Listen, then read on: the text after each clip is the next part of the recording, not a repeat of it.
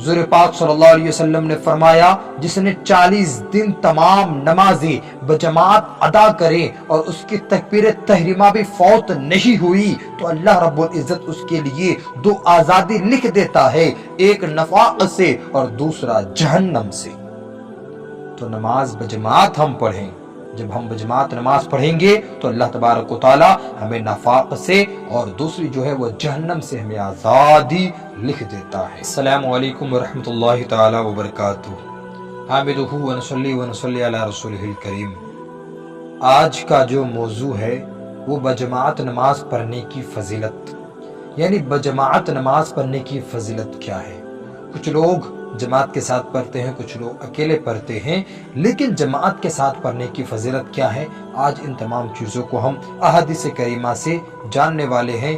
Video کو اچھی طرح آپ سنیں، ویڈیو کو اچھی طرح سنیں اور دیکھیں کہ نماز کے بارے میں، بجماعت نماز کے بارے میں اللہ کے نبی صلی اللہ علیہ وسلم نے کیا کیا فرمایا۔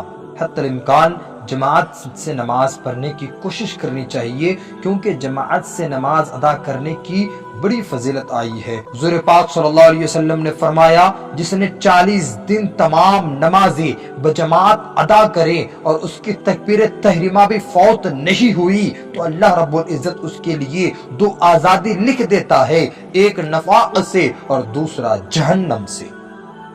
تو نماز بجماعت ہم پڑھیں، جب ہم بجماعت نماز پڑھیں گے تو اللہ تبارک و تعالی ہمیں نفاق سے اور دوسری جو ہے وہ جہنم سے ہمیں آزادی لکھ دیتا ہے۔ اور دوسری حدیث پاک صلی اللہ علیہ وسلم نے فرمایا جماعت کے ساتھ نماز پڑھنے کی فضیلت اکیلے پڑھنے سے 27 درجے زیادہ ہے۔ سبحان اللہ، اللہ کا لطف کرم بندوں پر بے انتہا اور بے حساب ہے کہ ہم زندگی بھر اس کا شکر ادا کریں تو حق ادا نہیں کر سکتے۔ یہ کتنی بڑی کرم کی نوازی ہے کہ ایک کے بدلے 27 گنا زیادہ اجر و ثواب عطا فرما رہا ہے۔ ایک نیکی گر کوئی بندہ کرے، ایک کے بدلے میں اس کو 100 ملے۔ بجماعت نماز پڑھنے کی تعلق سے ایک اور پیاری حدیث پاک آپ سنیں۔ اللہ کے نبی صلی اللہ علیہ وسلم نے فرمایا کہ جس نے عشاء کی نماز بجماعت ادا کی گویا اس نے آدھی رات اللہ کی عبادت میں گزاری، اور جس نے فجر کی نماز بجماعت ادا کی گویا اس نے ساری رات اللہ کی عبادت میں گزاری۔ سبحان اللہ۔ حضرات یہ بات بھی ذہن نشین کر لیجئے کہ فجر اور عشاء کی نماز کن لوگوں پر زیادہ گرا گزرتی ہے۔